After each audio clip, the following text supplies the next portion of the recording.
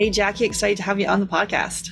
So excited, Sarah. I absolutely love your podcast and everything you do for the world and for creating life. So thank you so much for having me. Oh, awesome. Can you share with us how you came to do this work? Oh, goodness me. Well, I suppose I would say that I've always been really interested in health and wellness. Back from a child, I was that child that was like cooking up Chinese bark and in the kitchen and stinking the house out. And my mum would always be like, "Oh my God, she's doing that thing again." And then, along the path, even though I did a degree in biomedical science at uni, I fell in love with marketing, and I had a whole career in corporate marketing, Ah, lured by the sexy ads and all of that, which was super fun. And what is great about it is that it taught me how to communicate, which I think is awesome. But in that process, what happened with my love of staying up and burning the midnight oil and answering emails in the middle of the night, I just completely burned myself out. So common story. If there's one of me, I know there's millions more like me. And what I had to do, the gift in that was that I had to work out how to get better. And so on that journey of how to get better and rebalance my body and find out how to dial in my health with nutrition and improving my sleep and moving the right way and all of the holistic health things that we do, I just fell in love and realized it ignited a passion that I hadn't felt since I was that little girl boiling up the bark. So I went back to uni, did a Master of Nutrition amongst a whole host of other degrees and qualifications. And here I am. And I run a global telehealth clinic focusing on all the key aspects of holistic health, especially gut health and nutrition. amazing, amazing. I love it. The Feel Better Institute, right? Yeah, you can't forget that one. It's awesome. So today we're going to be talking. We talked on the podcast sometimes a bunch about gut health, but really today we're giving you the gut health 101, why this is so important for your hormones, for your fertility. And I think some of us I was just doing a Facebook Live, and now it's kind of infiltrated our foods, where it's like, hey, can I do that probiotic, the probiotic yogurts and all these different things, the kombuchas, I think we know that working on the health of our gut is good. I don't know if we really understand how important it is for our hormones, and if there's an infection, something could be going on there. So maybe let's just talk about leaky gut and how do we get that and why does that matter? Yes. Oh, and it's such an important point. I think that, the more we know about the gut, the more we're finding out. I mean, I'm still blown away that there's been 50,000 studies on the microbiome in the last 5 years. It's actually the most pivotal shift in the history of the understanding of the human body since the discovery of the skeleton. So it's pretty cool, like what we know about the bacteria and the fungi and the protozoa and the parasites that are actually running in the show.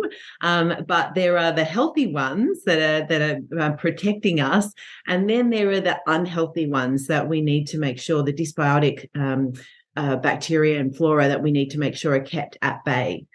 But what I love to talk about is that, it's not a new concept that the gut runs the show, that the bacteria runs the show. Hippocrates said that 2,500 years ago, but now we know that the importance of all disease begins in a leaky gut. So I think it's really important to talk about what that is. And so if you think about the gut wall, the gut lining is actually built of cells that are only one cell thick. It's less than half the width of a human hair. Like, that's what we've got protecting us from the inside to the outside, because the tube really is a tube that runs from the mouth all the way through to the bottom, or the anus. I got told not to say anus on a podcast the other day. I was like, what's wrong with anus? Like, we're medical professionals. Anus, vagina, it's the anatomy. Yes. Anyway, if we've got this tube, actually what's on the inside of the tube is still supposed to be on the outside. And so what happens is that's carrying waste, and only nutrients are supposed to cross that one cell thick barrier. Now, with the plethora of chemicals and processed foods that we're eating, that one cell thick barrier is starting to be penetrated and be bigger. And we've got all sorts of things leaking into the bloodstream, and even broccoli or raspberries. None of that stuff is supposed to be floating around in the bloodstream. The body just goes on high alert. It's like, oh my goodness, I have to go and save Sarah. And all of a sudden you become sensitive to broccoli and raspberries. So the lining of the gut is so critical, and protecting that is really important so that we can keep the things that are supposed to be on the outside and not coming into the inside. Absolutely. Yeah. We see this all. I had this firsthand where I'd made all these changes, gone gluten-free, dairy-free, taking out corn. Then I ended up then I went on a whole almond milk thing where I was doing almond butter and almond ice cream and all this sort of stuff and almond smoothies. And then next thing you know, I had some almond ice cream, and then I was throwing up, and then I gave myself an almond issue. And yeah, it's too much almonds.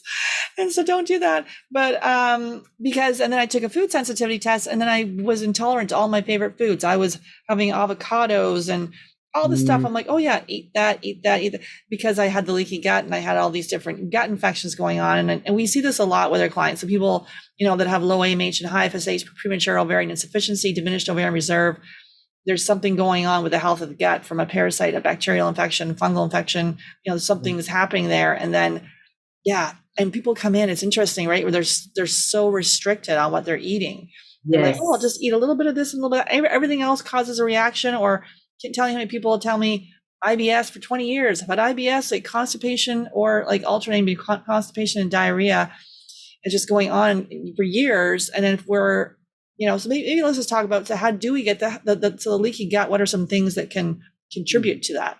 Oh, great question, Sarah. And I love the concept. I love the discussion about IBS. Like, IBS is the biggest load of BS that there is, right? It's like just this name that we had to give a name for saying we don't really know what's going on with you. Well, we do know what's going on with you. You probably got compromised digestion, which is creating, issues, meaning that food isn't being digested where it's supposed to be, up in the stomach and the pancreas. It's making its way into the gut lining and then damaging that gut lining. So to answer your question, one of the biggest things I see is that we're not able to digest our food properly with the appropriate amount of stomach acid or pancreatic enzymes, or the gallbladder's not squeezing out enough bile. And so we've got food that is meant to be all mulched up, and then it's made its way into the gut. And the gut's like, I don't know what to do with this food. You're supposed to be like little molecules, just all I can deal with is nutrients. So it's sitting there, and all that food is just irritating the gut lining, creating that leaking gut situation. So every year over the age of 30, our digestion is compromised. We have to really work on making sure that we've got the appropriate amount of secretions of those juices. The number of people that don't even have a gallbladder at the moment. So how are they possibly supposed to squeeze out enough bile to digest and emulsify like healthy salmon, healthy eggs? And people think they're doing all the right things. So I, always like to look at what's really going on. And if you know the data, if you can see what's going on, then you have this really straightforward path about how to fix it. To your point about people on these restrictive diets, whenever I see a food sensitivity panel and it's full of foods, immediately that person's just got leaky gut. And if you just stopped and healed and sealed the leaky gut up, the body is so brilliant. It knows exactly what to do to heal. You just need to give it a little bit of space to do its work without just throwing more fuel on the fire. So compromised digestion is a big thing, and people are just walking around super bloated. Imbalance of the good bacteria to the bad bacteria. So somehow through stress or eating processed foods, or they've got a situation where the unhealthy bacteria has been allowed to flourish. They're two things that are really, really important to make sure are balanced.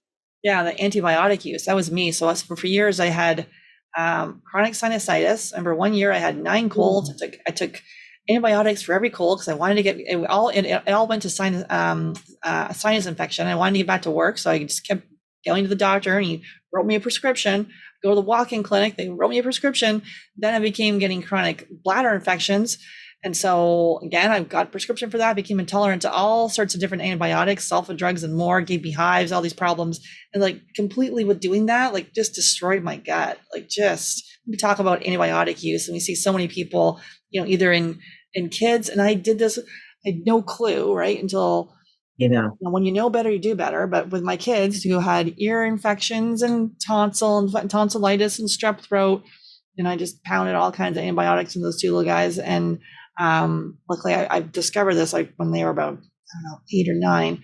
But still a lot of damage had been done by all that antibiotic use with, for years. And then it's funny because I grew up in like my parents are both plant-based vegans. Say what you want about that, but they're healthier than their peers. So it came from a very healthy household. No, like we didn't, like if they had a headache, I don't remember taking Tylenol. Like there wasn't like, here's a pill. But then I left the household and I started taking pills and antibiotics and just doing all this sort of stuff that instead of listening to my body. So maybe can you talk a little bit about antibiotics and what that's doing to the gut and what are you seeing there? Oh, absolutely. And I love that you brought up the Tylenol and the Panadols and all those as well. So all of those NSAIDs, the non-steroid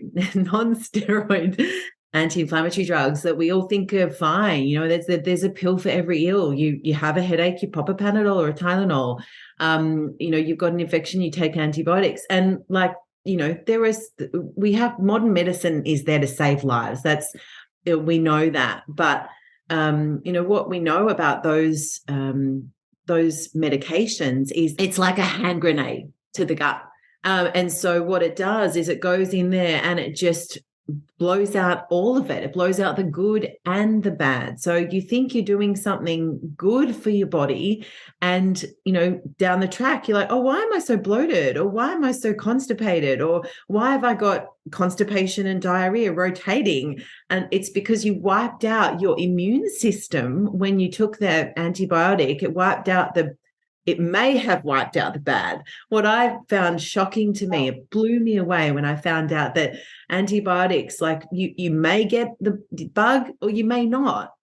So it's kind of one of those things where I'm always focused on, let's build up the good. Let's build up your really healthy bacteria with a whole lot of holistic health principles, with nutrition, with good sleep, with balanced movement, with a really strong mindset. And then that is your immune system. 60 to 70% of your immune system lives in your gut. So if you can look at it strategically, I'm just like, what is the problem we're trying to solve? Okay, we're trying to be as healthy as we can. We're trying to create life. So let's strengthen our immune system. And once you stand up those good bacteria and make them really happy and really healthy and really strong, they will keep the baddies at bay.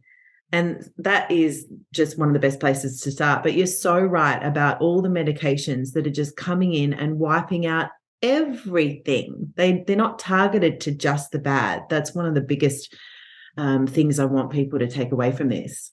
Yeah, and also hormonal birth control too, how that predisposes you to gut infections and food sensitivities. And many times people are put on it not for prevention, they put on it for heavy periods or missed periods, acne, a whole host of different, it's typically menstrual problems or skin issues for the pill. And then no one digs deeper. Then you come off it. Not obviously everyone that comes off the pill is going to be dealing with fertility, but people that we work with the low AMH and high FSH typically seems to be a theme. And then that can then impact the health of your gut being on birth control.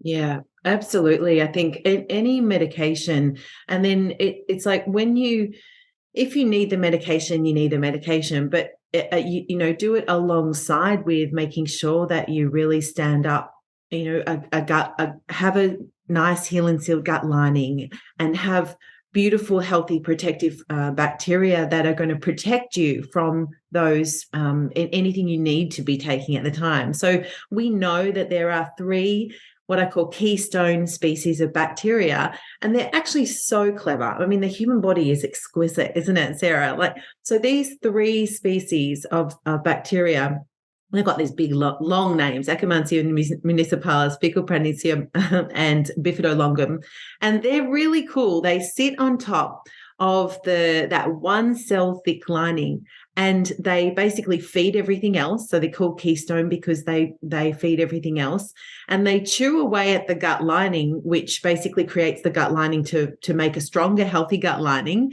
And they protect you from the cortisol, which comes in to try and eat the gut lining, that one cell thick. So if you don't have those key species because you've been taking medication and it's wiped them out, then you've lost your ability to protect your gut lining. And that when I read that, I was so blown away. I was like, wow, this is like the human body is a miracle that we have this. And what do these three species love? They love fiber. They absolutely love pigmented fruits and veggies.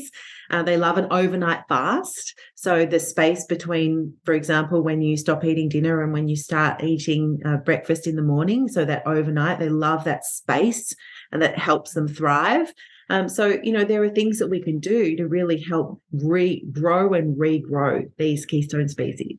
And what about the stomach acid and things like that? What are you seeing? Like, we see a lot of people with H. pylori infections, and then it's, impacting. We've done some podcast episodes on there where you're well fed but malnourished because you're not absorbing all the nutrients. And there you are spending money on organic and eating all this healthy food, but you're not seeing the results because you're not absorbing. Yes. Oh my goodness. Always totally agree with you. And, all these people doing all these well-intentioned things and investing, as you said, in all the organic fruits and veggies, and they're still bloated and, don't look right in their pallor and their skin, and their weight's not right. I'm seeing so much more H. pylori than I ever have before at the moment. And it's really interesting. So it burrows into the lining of the stomach and wreaks havoc. So first of all, like, compromises your stomach from the ability to secrete that stomach acid. So if you don't have that acid to burn down your food, as you know, that's your first line of defense. So we have stomach acid. The stomach being the only sterile organ in the body, like, that is just super cool in itself. But it was designed that way so that your immune system was working. So the stomach acid, your parents didn't, but as hunter-gatherers, when we cut up animals and we ate them and they had flies and bugs all over them, those bugs got burnt off on the way through with our stomach acid. If you don't have the stomach acid, guess what? Guess what's not being burnt off? All the bacteria that's just hitched a ride. So I absolutely love. We run the GI map in the clinic. Do you run that? Is that the test you run as well? Yeah, we run the GI map too. Yeah. I absolutely love it, and I've never seen so much H. pylori. So if that person doesn't have the stomach acid, like high virulence factors. Really high. Yeah. Yeah, and the virulence factors, like, if you can, like, that, you're saving someone's life. Are you saving them from having? I just had a relative pass from stomach cancer. And we ran a relative of his GI map, and she had the virulence factors. And I was like, well, that's so interesting because there's probably a genetic component in there. So she's gone and done an H. pylori protocol, supporting herself with stomach acid until we can eradicate that.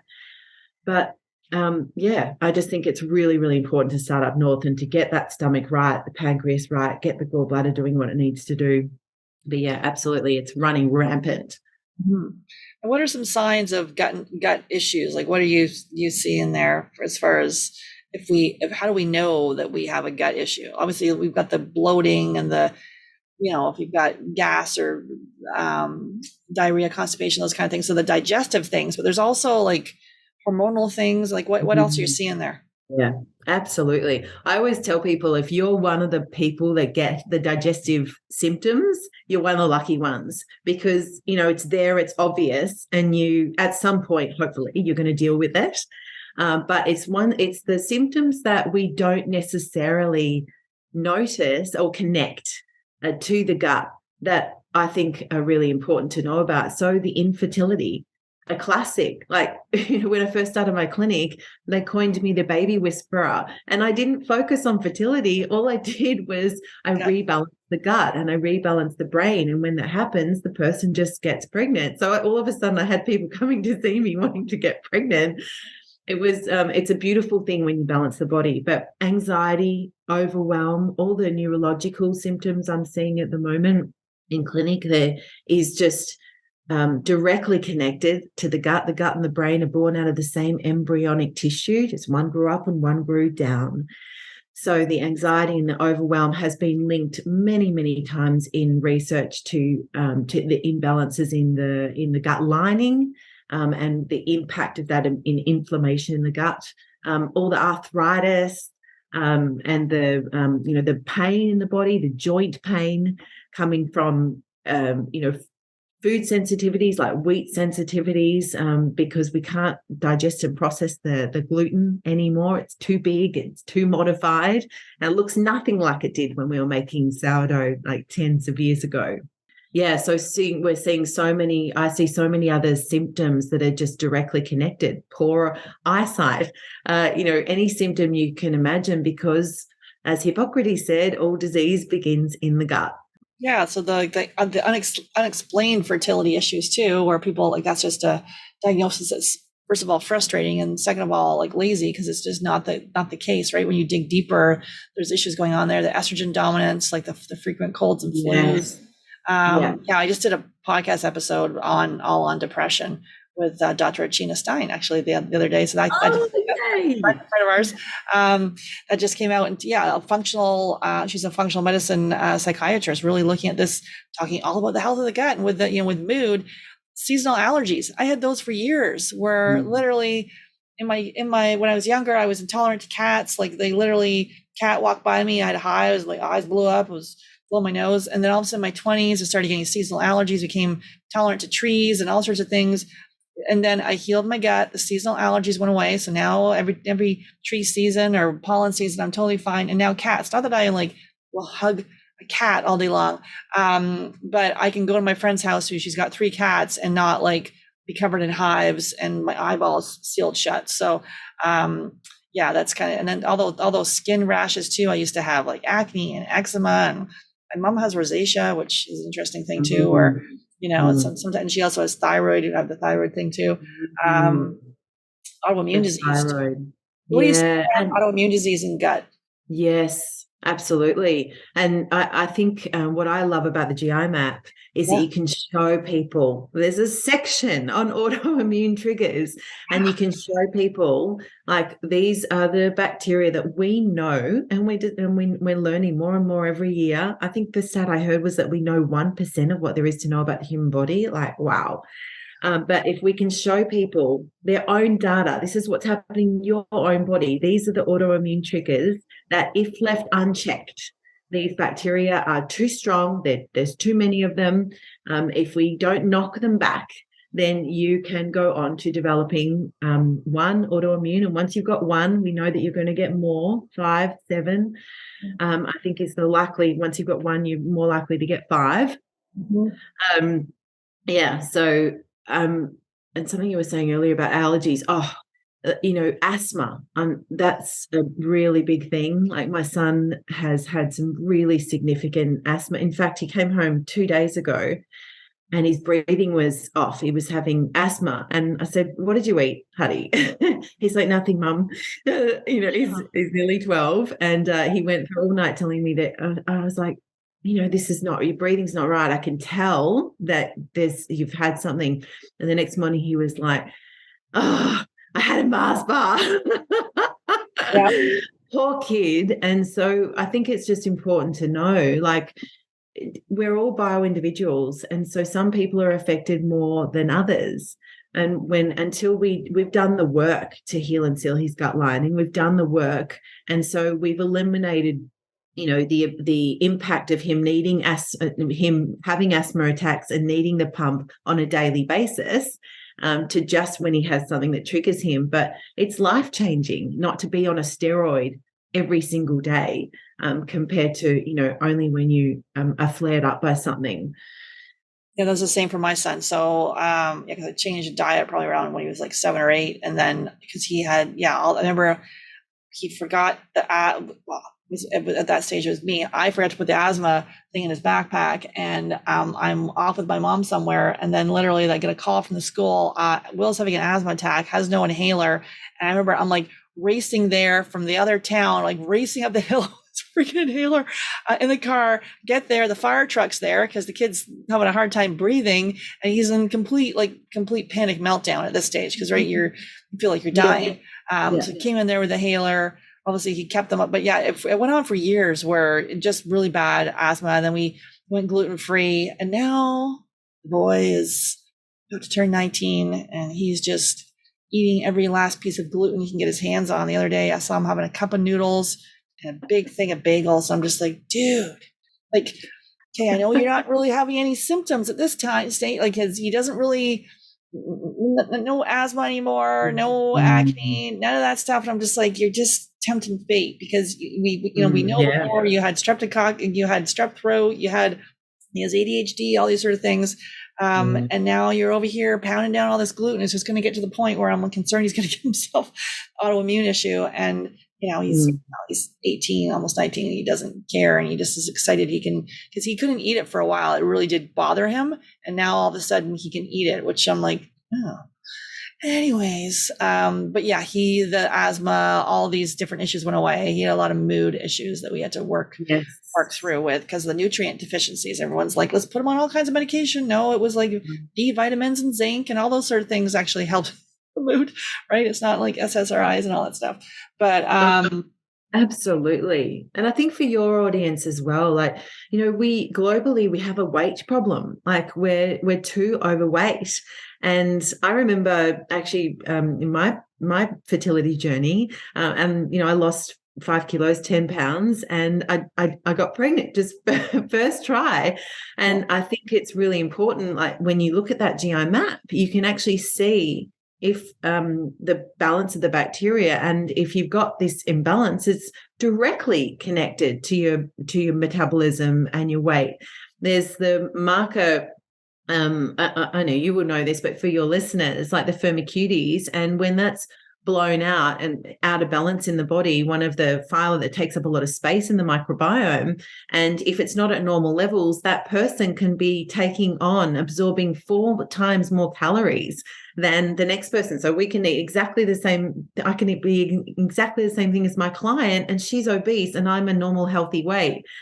And we're like, it's just not fair. But how great that we've got this data so that I can show her, so she doesn't feel like she's not a piggy at all, so she doesn't have to feel guilty. She suddenly feels validated. Oh my goodness, there's a reason that my friend can eat that and I can eat that, and she stays skinny and I'm like this. Yeah, because you see people. Yeah, sorry, go ahead. No, you go. Yeah, you see people like, I just look at a piece of cake and I gain weight, and you can almost see people, they're not even eating, like they'll eat 1 meal a day, they're not eating. So like blood sugar and all this other stuff, and it's like there's if and all the inflammation, maybe it's like a food sensitivity. So, and yeah, the gut bacteria, right? So it is key to be, sometimes we think it's our fault, we blame ourselves, and we're trying all these things, and typically we're working out, and sometimes we're working out. I saw people like working out hours and hours and hours a day, and just and it can be frustrating, right? But then you take that very personalized approach, dig in deeper, and for people listening here, it's impacted our fertility. And so looking at the gut and then sort of seeing as we start to heal that, using that test, and then to really take that target approach, it's life-changing, right? Because you can just pick around with doing, some generalized recommendations, which just waste time. So I guess kind of like, what are your go-to like supplements for gut health? Obviously, we do recommend working with a practitioner. Kind of DIYing this is, waste time. But if we were to kind of just like some general gut health things, what would you recommend for supplements, and then maybe some other like diet and lifestyle suggestions as well? Yeah, absolutely. Great question. So totally agree with the working with a practitioner so that you can have the path of least resistance, the shortest way there possible, because your practitioner will run the right test to look at the right data. So I always start with the gut. So in terms of supplements, I love a leaky gut support. So a support that's going to go in there and heal and seal the gut lining. I use a fantastic product by Designs for Health called GI Revive, personally, here in Australia, and it's got some beautiful nutrients in it, like cat's claw and slippery elm. So I love those things. Glutamine to heal and seal the gut lining. Like if I'm working with a child and the child, doesn't like the taste, like a straight glutamine is really good because it's flavorless. I love working with pro and prebiotics.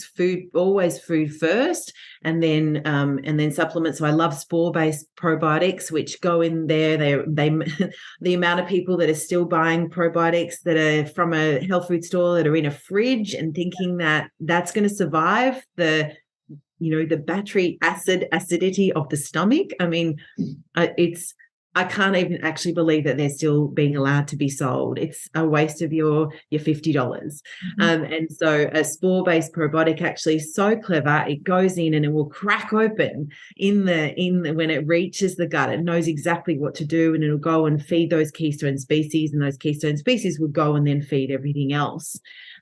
So I love probiotics like that. Saccharomyces boulardii is another really good one. And then really outside of gut support, things like you mentioned blood sugar earlier, I think it's really, really important that people balance their blood sugar. So I love supports like berberine is a favorite because it not only is great for the gut bacteria to support healthy gut flora and just knock back anything that might be unhealthy, but it also has a dual it's like incredible, isn't it? Like they're equating it to the same as metformin in terms of balancing blood sugar. So I love supplements that go in and that are real workhorses like that. Of course, things like magnesium, because especially for fertility and hormone balance, I absolutely love magnesium, and we just can't get enough from our soils at the moment. We're just so minerally deficient. So always food first with lots and lots of fiber and minerals coming from proteins, animal proteins, if we choose to eat those, but magnesium and magnesium at night, because if you get a really, really good sleep, then you're going to have a much healthier gut, because that's when it does all of its work. That's when your body does all of its work overnight. So I protect, talking about other lifestyle activities, I protect my sleep like nothing else. So I take magnesium at night, and I recommend it to all of my clients and anyone. I shout it from the rooftops, because if you can get that 8 hours sleep, that is the best free drug that there is. So whatever you can do to protect that. Talking about nutrition, what's on the end of your fork really does matter. You can't out anything else a bad diet. That fiber, we used to think fiber was just going in there to sweep everything out, like act as a detoxifier, and that it is. But the role fiber has in really feeding our bacteria, and the bacteria then run the rest of the show, cannot be underestimated. I heard the latest stat of fiber was that we used to eat 200 grams of fiber a day as hunter-gatherers. Now we're at something like 6. So moving yourself up, don't go from 6 to 50 overnight. You'll be bloated and you'll be like, who's Jackie? She doesn't know what she's talking about. But if you can gradually move your way up from 6 all the way up to 25, and then 25 all the way up to 50, you are going to really create some goodness, some good healthy gut flora. And the pigment, what we know now with the polyphenols in the plant, the chemicals in the plants that are there to feed those bacteria. So beetroot, carrots, pigment, all the way through pomegranates. There's all this research around pomegranates. I don't know if Dr. Regina talked about that, but it's incredible to feed the Akkermansia municipalis. And when that bacteria is in really good check, it will reduce anxiety and overwhelm and depression, like an unbelievable impact of fiber in the diet. Amazing. I love all that. Okay. And so you have got a free gift here for our listeners. What can they expect with that? So I love talking about how to make food taste good, that is healthy, nutrient dense. And so I just like to show people how easy that is. I spent 10 years making really kind of yucky, trying to make healthy food, but nothing tasted very good. So I feel like I've made all the mistakes. And if you want just shortcuts, follow nutritionists and use Sarah's recipes and other recipes that you find that people have done all the hard work to make the mistakes, and it costs a lot of money to make it costs money to make healthy food. So I just like to give a free recipe book and just show you how easy it can be to make real food taste really good and not take a lot of time. So I've got a freebie. It's at my website, feelbetterinstitute.com/freebie. It's a free recipe pack, and I would love you to experiment and have fun with the real food that you've got in the house. Love it. Love it. Any final thoughts on our topic here today, Jackie? So I think one thing we didn't talk, and it's another whole discussion, but one thing that's so important is mindset. So you can be eating all the wonderful organic food in the world and have gone through a gut reset. But if you're coming into the world and starting your day with, I can't get pregnant, it's not going to work for me. My friend can do it, but nothing ever happens when I try. You're not going to get anywhere, and you're making everything harder for yourself. So my biggest thing is teaching people my ABCs. I am, I believe, I can. Like, you can do it. You've got this. Whatever you want can happen. And thinking that way and being really affirmative in your demands is the way to make it so much easier for yourself. So that's my last piece of guidance. I love that. Yeah. Cause the stress piece, the chronic stress that we're under and just feeling, tight and restricted and all this sort of stuff. It's that can then help with your gut health. I think sometimes people know where we get stressed and then we can feel our gut kind of, maybe we start getting loose stools or things like that. Right. So feeding it with, feeding the mindset with thoughts that are positive. It's not about being, some Pollyanna, but it's like each day, if you're looking for the positive, guess what? You find more of it. So thanks again, Jackie, for sharing your words of wisdom, and definitely check out her, can you just drop the link again there to the Feel Better Institute /freebies? Yes. feelbetterinstitute.com/freebie. Yeah. Awesome. Well, thank you very much. Yes. Thank you so much for having me, Sarah. And thank you for what you do in the world. I love you so much.